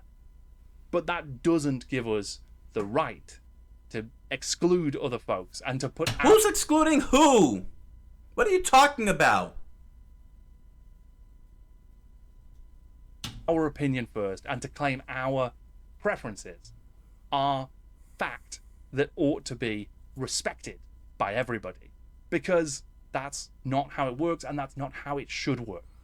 Everybody should be able to have their own opinions, have their own preferences, and when they are different, we ought to embrace each other's differences and talk about them in just an engaged, civil, respectful way. So there you go. That is my view on it. I hope that some folks agree with me. I would love to hear from you in the comments below. Again, please keep it respectful. Let's try and have a civil discussion. Anybody who disagrees with this stance, tell me why, and tell me why, please, in a respectful way. That is the only way we'll ever be able to actually hear what each other's saying. Otherwise, we're going to talk past each other. Oh, no. And things are probably going to get worse. Oh, no. So that's where I'm at. Oh, no. Thank you very much for watching. No. I'm Jordan, Oh, no. and this is Jordan Sorcery.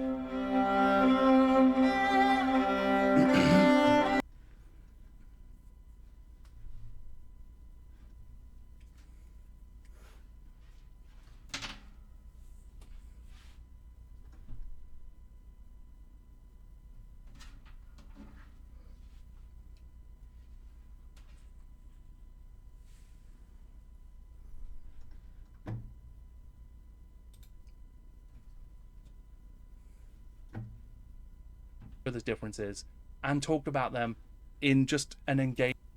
That is how I feel about it. And I think that if we took on board some of that stuff, if we talked more about opinions and feelings and preferences, and we had a respectful conversation about those, accepting that it's not factual, it is personal, it is opinion, then we might be able to have a more constructive discussion. And obviously, when these things spill out into tension and when things get ratcheted up and then the language gets very incendiary, that's unacceptable. Yes, we're on the internet. People are anonymous. People are willing to say things that they would not, I hope, would not say in real life. But we shouldn't be saying them online either, I don't think. Ultimately, you might say none of this stuff matters. This is all trivial toy soldiers. But it does matter. It matters to me. I'm sure it matters to many of you. We love this stuff. It has informed us. It has helped to build us. It has made us who we are. So it does matter. But that doesn't give us the right to exclude other folks and to put our opinion first and to claim our preferences are fact that ought to be respected by everybody. Because that's not how it works and that's not how it should work. Everybody should be able to have their own opinions, have their own preferences, respected. Let's listen to that again. Let me listen to that. It does matter. It matters to me. I'm sure it matters to many of you. We love this stuff. It has informed us. It has helped to build us. It has made us who we are. So it does matter. But that doesn't give us the right to exclude other folks and to put our opinion first and to claim our preferences are fact that ought to be respected. All right. He said that. But let's listen to that again. It does matter. But that doesn't give us the right to exclude other folks and to put our opinion first and to claim our preferences are fact that ought to be respected by everybody. Because that's not how it works and that's not how it should work. Everybody should be able to have their own opinions, have their own preferences, and when they are different, we ought to embrace each other's differences and talk about them in just an engaged, civil, respectful way. So there you go. That is my view on it. I hope that some folks agree with me. I would love to hear from you in the comments below. Again, please keep it respectful. Let's try and have a civil discussion. Anybody who disagrees with this stance, tell me why, and tell me why, please, in a respectful way. That is the...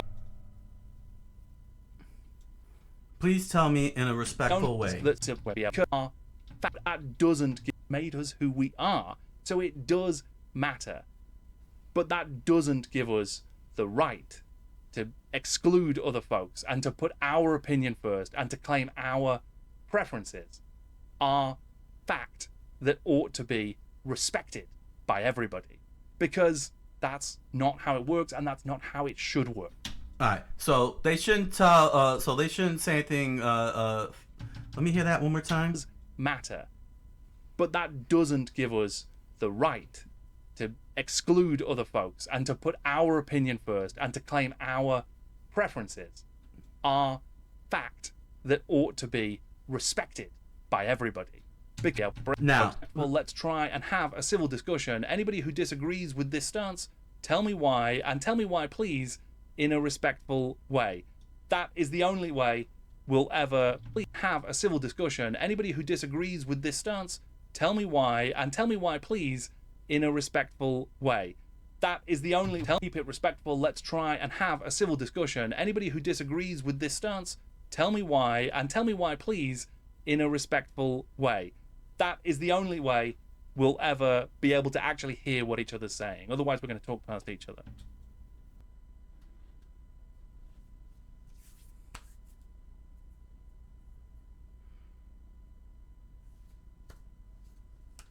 All right.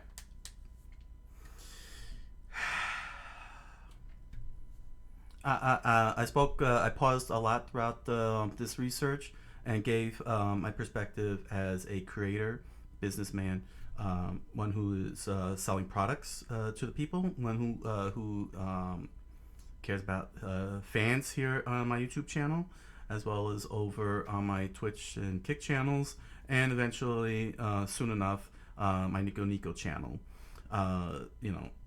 Fans of my novel, fans of Trucker no Bouken, fans of Splattermon, fans of Arcana Magi, Coqui-san brand itself, and future fans of Kimio and Savage Strikers products.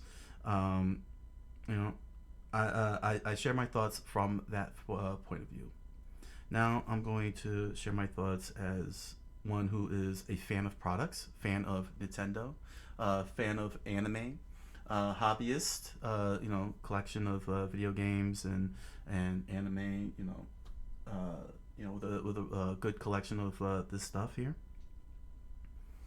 I'm going to respond to Mr. Jordan from now a fan point of view. I am speaking as a fan. I am speaking as a hobbyist. You complained that there are people in the Warhammer community are stating opinions as fact and that they should be respectful. Now, I played that back a couple of times to make sure I heard that very clearly what you said. And you're telling them that they are wrong for stating their opinions as fact and making it a metaphorical law, from what I'm understanding of what you are saying. But then you go on to tell people at the very end to give respectful opinions because you said so. So in your perchance to complain about people being dictatorial about their opinions, you yourself became dictatorial in telling people how they should speak their opinions to you and to members of the Warhammer community. I need you to really think about that. Everyone, I need y'all to think about that. You can't sit there and tell people that they're being dictators regarding their opinions and such, and then make demands for people to express their opinions the way you want them to. You don't get to be a dictator when you're calling people dictator. That's what I'm trying to say here. Okay. I don't know particularly what is going on with the fandom in the Warhammer community because he did not mention who the parties involved are, where they came from, and so on. So I can't even formulate a proper opinion of the people that he is complaining about, that he is saying are in the wrong. Why, I don't know. That was for him to in his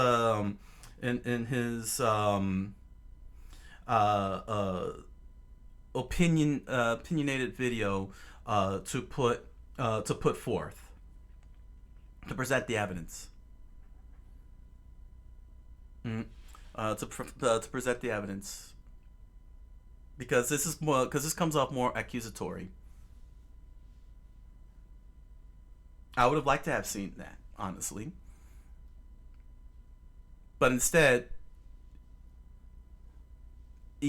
using the shield of opinion to pass off projection of a group of people we don't even know. We don't even know how many there are. It might just only have been. It could have just been. Let's say. Well, there's millions of fans in Warhammer. That could have been, for all I know, 100 people complaining. That got 1,000 likes. So, and that could probably got 1,000 likes for all we know. And out of 1 million, that's what, 10,000. That could have been easily 10,000. What's 10,000 out of 1 million? You know, I know I'm playing a numbers game here and just throwing numbers out there, but the point I'm trying to make is that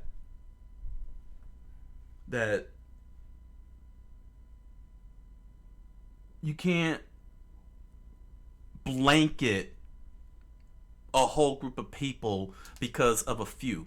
If you have 1 million fans and 100 are unruly, you don't say that the other 999,000 fans are guilty of the 100.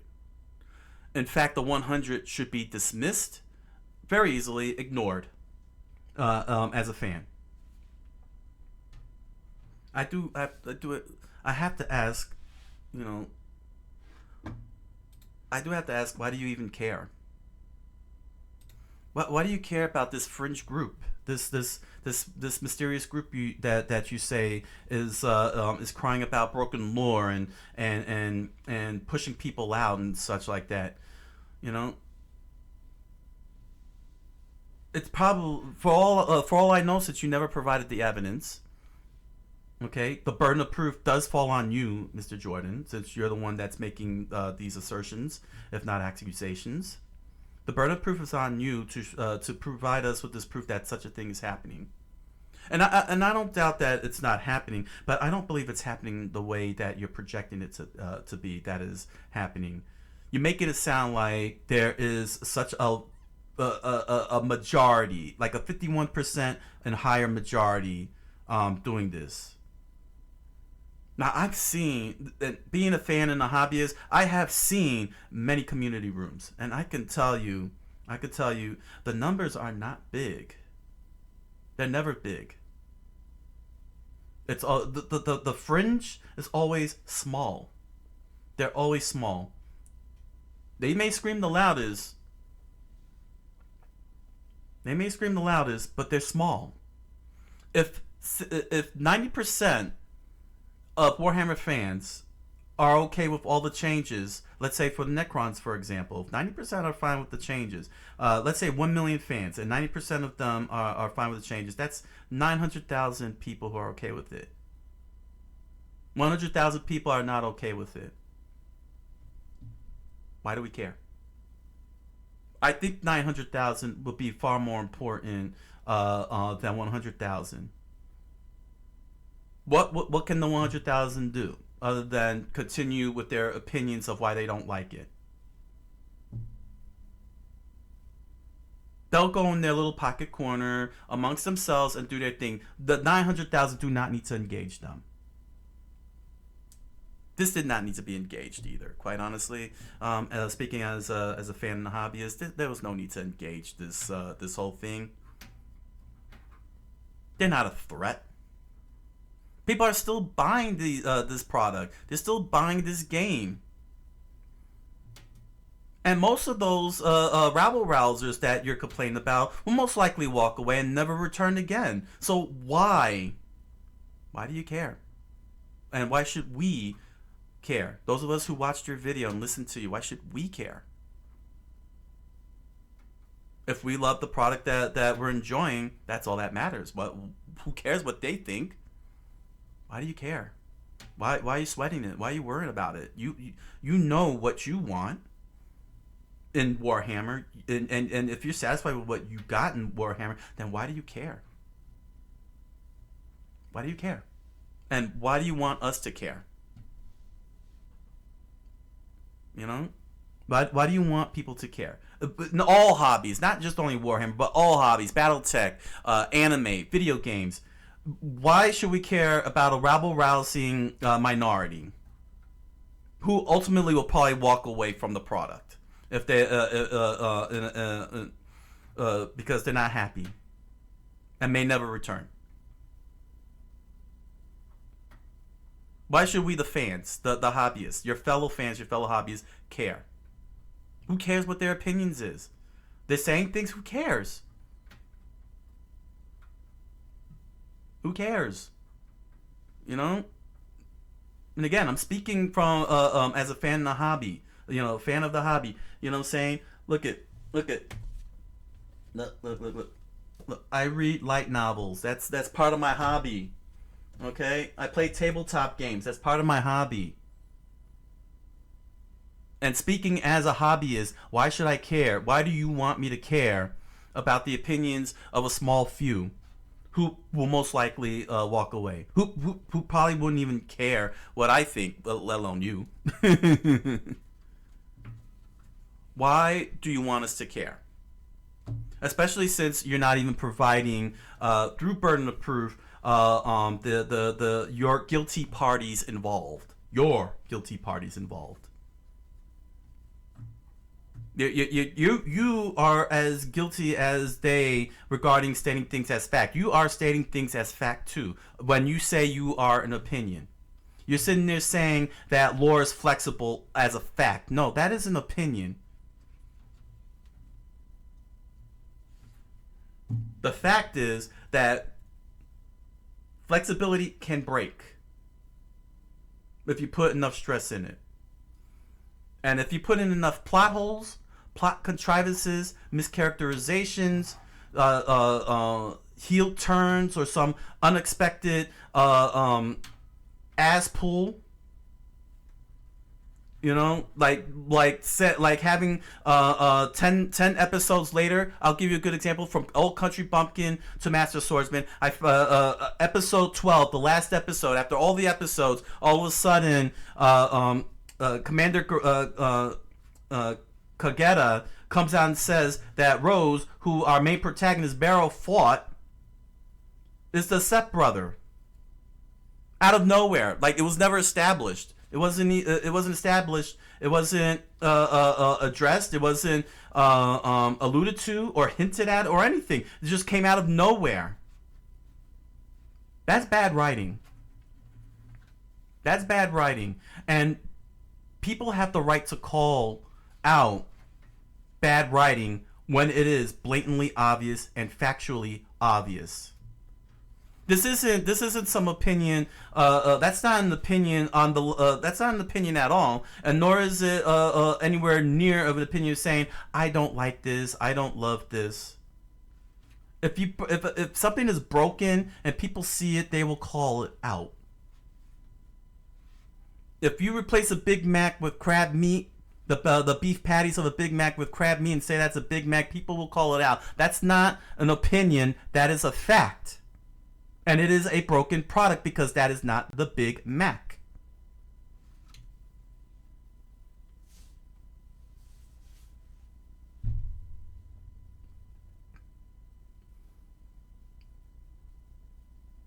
And yes, everybody's entitled to their opinion. Most definitely everyone is entitled to their opinion. And yeah, not everybody's entitled to the facts. But if people are pointing out what is a glaring fact, if there's something actually wrong, you don't get to dismiss it and call it some type of entitlement, or write it off as infantility, or excluding people wherever that came from. You know, an attempt to exclude people wherever that came from. People, we are spending money. Okay?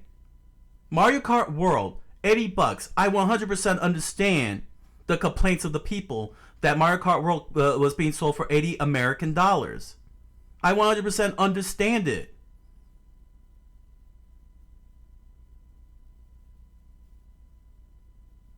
And if Mario Kart World does not deliver on what it's supposed to deliver on, which is a good product, and doesn't have broken levels and broken vehicles and broken characters, you know what I'm saying? Then people won't feel like their $80 and their time get wasted. If people bought Mario Kart World and they don't have Mario in there after spending $80, yes, they're going to get pissed off. And the same goes with Warhammer. That minimum, the models are being sold at $50. That's a lot of freaking money. And then they have to buy paint, which is what, $10 to $15, depending on how much paint you buy. So now that's $65. And how much are the codexes going for? $20, $25? Because they're books. Books are pretty expensive these days. So now that's $75, $80? You damn right they want the products to work and they want the stories to not be broken. You don't sell broken products. That is bad business. And if people are spending $80 and they're getting a bad product, they have the right to their opinion and call out a bad product. They have the right to factually call out a bad product after spending that money. And you don't get to dismiss those feelings by saying, oh, well, you shouldn't have spent that money. Why'd you spend that money? Like, who are you? Who are any of you to tell a person what to do with their money? their time, their hobby, their joy.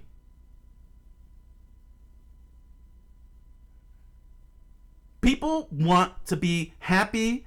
People want stress relief. We have valves within us, psychological valves that we want to release. And the best way a human being can release that valve is through a hobby. Because stress can lead to other things. Stress can lead to things that are dangerous. Very dangerous. And it is very important for the company to understand this fact. You're making them spend money on a product that you want to entertain them with. They better be entertained. You better deliver on that product and they come out entertained.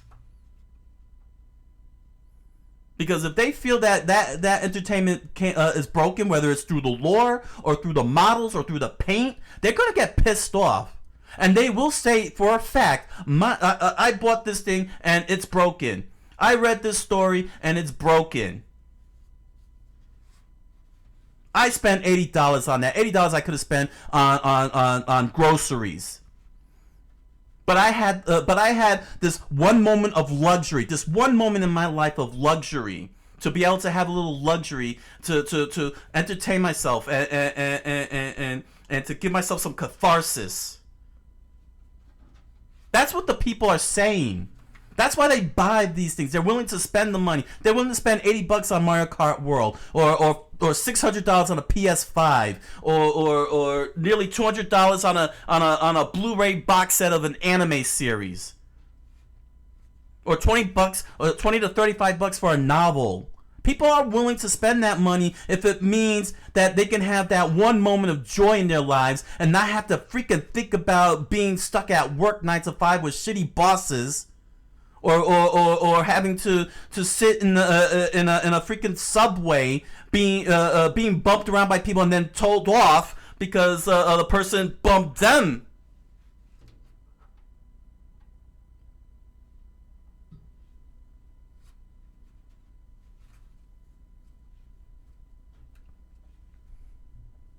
This is a ridiculous take, Mr. Jordan.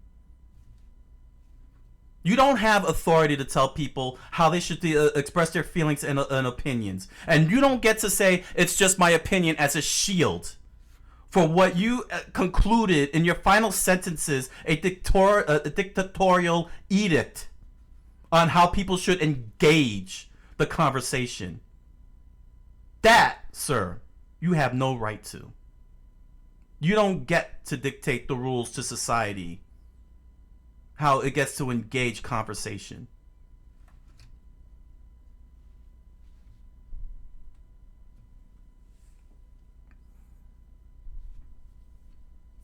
This is from a fellow hobbyist and fan of products. And now I want to address my fellow creators, my fellow writers. Write, rewrite, rewrite, rewrite. Stop creating a product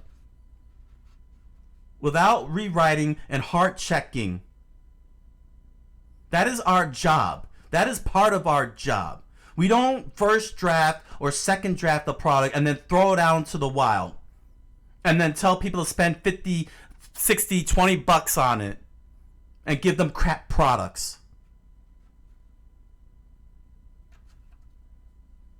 People are expecting quality products. We have to deliver on it. And if we don't deliver on it and they complain, they make opinions on it, we don't get to go to Twitter and scream that they're being sexist or racist or homophobic or whatever the hell it is that you think an opinion is. Opinion is not violence. It is not offensive. It is not an insult. And we as the creators must take those opinions in the chin. We can't ignore them and move along. These people are strangers to us and we are strangers to them. We don't need to engage them the second they say our product is crap. If we do feel like our product is good, then we need to go through the PR and try to convince people that it's good. Don't tell people that they're wrong. Don't tell people that they're sexist and racist and homophobic or fatphobic or some other stupid shit you come up with. It is our job to make sure that the money they spend is well spent. We don't waste their time of their lives that they can never get back. 5 seconds lost, they will never get back. 1 hour of their lives lost. 2 hours sitting in a Star Wars movie that sucks. They will not get back. You don't get time back. They could get money back from their jobs, but they will never get time in their lives back. And time is precious for all of us.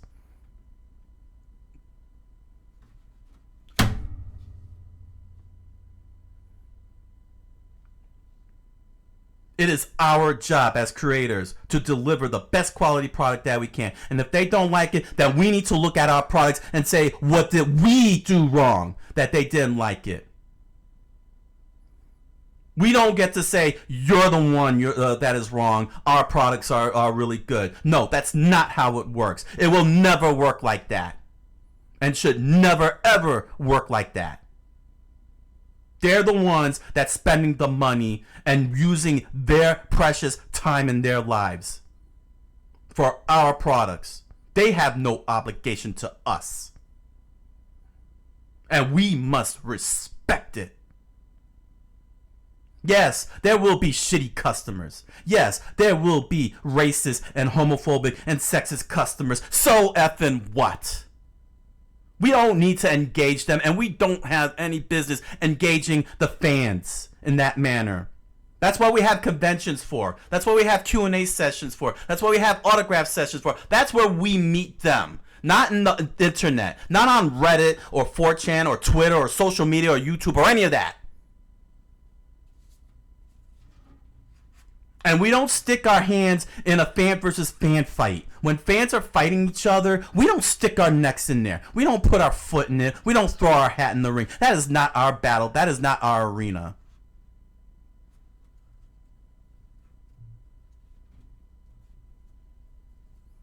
Everything is happening the way it is with all these products going on all around the world.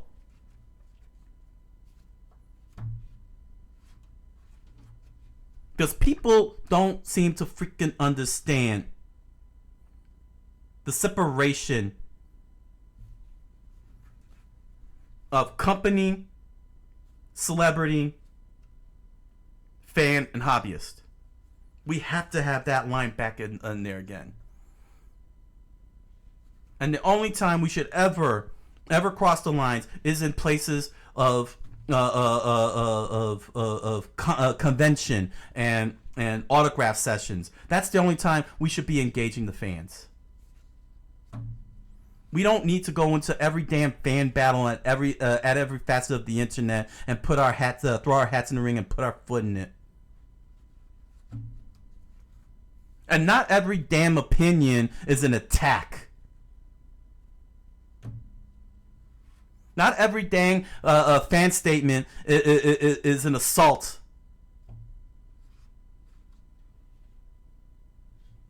We're professionals. If things are going wrong with our products, or if we believe the products are good, we gotta tell them, convince them that the product is good and to give it a chance. We don't shame them. We don't humiliate them. We don't embarrass them. And we don't accuse them of horrific activities like racism and sexism and homophobia. Or any other weird buzzwords you all come up with. That is not our job as creators. As writers, directors, producers, entertainers. Our job is to tell the people, we have a product, it's good, try it out. They say it's not good, let's find out. Then it's our job to troubleshoot what went wrong and either fix it or not repeat it. We don't get to engage the fans and tell them they're wrong.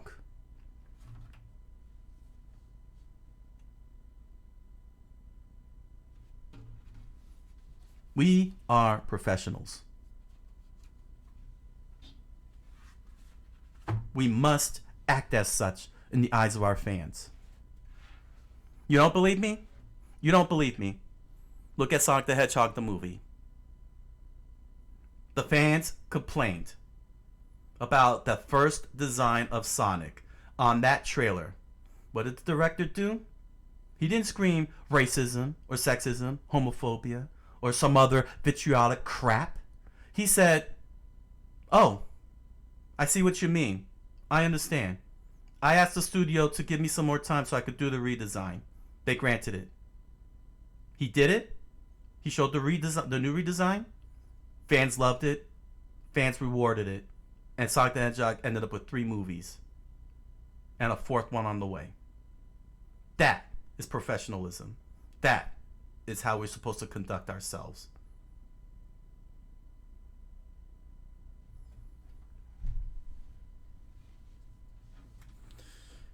Thank you all. Thank you all for listening to my diatribe.